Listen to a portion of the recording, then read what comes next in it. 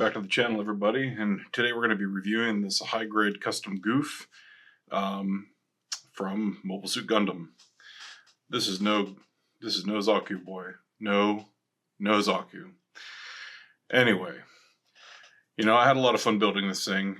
It's been in my backlog for a little while now, and I've been meaning to build it, meaning to get this kit started, but I put it off for so long. There was an intent to paint this whole thing and do this elaborate color scheme on it, but then I decided, you know what, I don't really want to paint anymore. It's just going to cost too much money. I don't have the space for it, and I decided, it's about as good a time as any to build this kit, and so here we are. And so let's go ahead and go over the finer points of this kit. And to get started, I'm basically going to state that this kit comes together really well. And I know I said that a lot, but seriously, this is a solid build, start to finish. It is a solid build, start to finish. But with all builds, they have pros and cons. You're not going to have a perfect kit out there, or you might, but not every kit is going to have, is not going to come without some kind of flaw. And so we go down a little bit further here, and let me get my pointing stick. And we have the head unit here. This head unit is, well, it's just a head unit, much like the Zaku 2. It's nothing fancy, 5 pieces, and then you're done. Nothing crazy. It's a simple polycap construction set up down here underneath. Slots in the torso, but it only provides limited movement, side to side, like that. And then a little bit up and down, and that's all you get. Nothing crazy, nothing elaborate, just your basic high-grade goof, much like this Zaku that I built a while ago. Anyway, the arms, they build up quite nicely, a lot differently than the current Zaku 2 or the Zaku 2 I just showed you. And they have a pretty decent range of motion compared to that Zaku as well. A little bit more, not a lot more, but a little bit more. And you can see, you get that full 360 spin on here that you can do with it. You got that up and down with the arm or the wrist. No double hinge here, so you can't do that full upward movement of the wrist all the way to the bicep. You can go ahead and take the shoulder pad, move it out of the way to get some more movement here in the shoulder. And you get that hinge right here, like you see in the Zaku and some other or later high grades, where you can move that shoulder forward. So you get a little bit more range of movement in the arm overall, which is quite nice. However, be careful when raising this a little too far, because what will happen is that'll end up popping the polycap out or popping the shoulder out, and well, that arm is going to fall off. So you don't want to go too crazy with the bend, because it'll just come right out of there. So let's not do that. But on the bright side, once posed, this kit holds. It holds well, and surprisingly, the arms were the weakest point in some high grades are its strength here. And the torso comes together quite nicely. I think a little bit better than this one, but it comes together quite nicely. And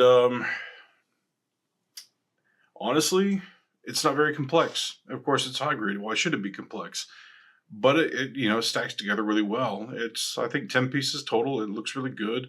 Yeah, there's not much else I can really say about it.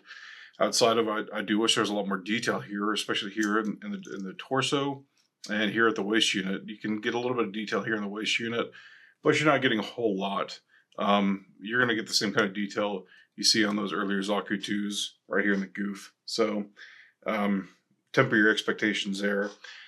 When it comes to that, you're going to have a little bit of limited posing here, just because of these side skirts. You get a little bit of movement here, not much, which limits the motion of the leg here. You don't get a lot of movement here because you get that side skirt here, or this front skirt here that doesn't move. And of course, that back skirt doesn't move either. So you get limited back and forward movement and limited side to side movement. So again, because of this waist unit, you don't get a lot there. On the bright side, though, once you pose this kit, it holds really well. So, there's not a whole lot of complaint there. Let's see. Now we get into the leg units, and I'm going off my notes here, and what it looks like is They're surprisingly articulate for a kit around this time frame. You know, you get a little bit of movement here. You don't get a lot of bend, but you get a pretty decent amount of bend here. Again, you don't get that forward motion. You don't get a lot of that backward motion or side motion. And then the feet, you get a little bit of movement. Not a lot of play, but a little bit of movement in order to get some of those poses. So it's pretty good. It's pretty good. So on the topic of the legs, you have some good detail here. Right here, especially in these guards, there's a lot of detail here that you can do with the panel lining, which I intend to fully utilize is do that panel lining. And overall, the kit has quite a bit of detail, especially in the arms, here a little bit in the waist, again here in the legs, the feet, not so much in the backpack, but you know, it's kind of to be expected. It's pretty basic and bland, but there's enough here to work with that if you wanted to paint this kit, you could.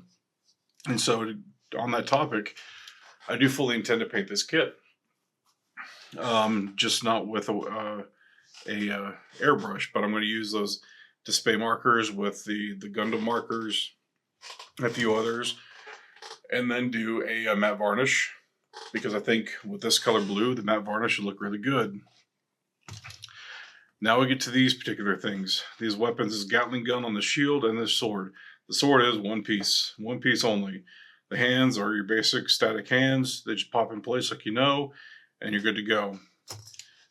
Right here, the Gatling cannon on the shield. It's a pretty chunky piece. It confused me a little bit on how to get this together, but that was very short-lived.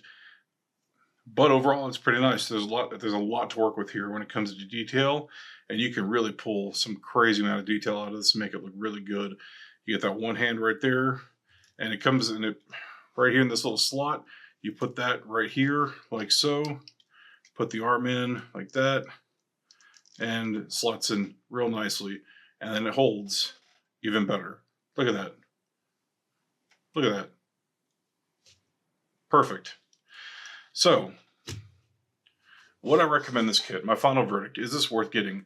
Of course it is, absolutely. It's, even with minor flaws, it's easy to recommend this kit, whether it's on sale or not. It's fun, quick build, has really good detail, and it comes together smoothly right out of the box. You know, it's not very frustrating to assemble, and it's just a solid high grade, and it looks awesome once it's done.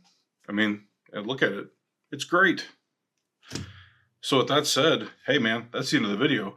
Hope you noticed there's something different here. I'm now using a whole different mat outside of what I've been doing, so I can add a little bit more contrast, a little bit more color, a little bit more whatever to these videos, and really make it something enjoyable.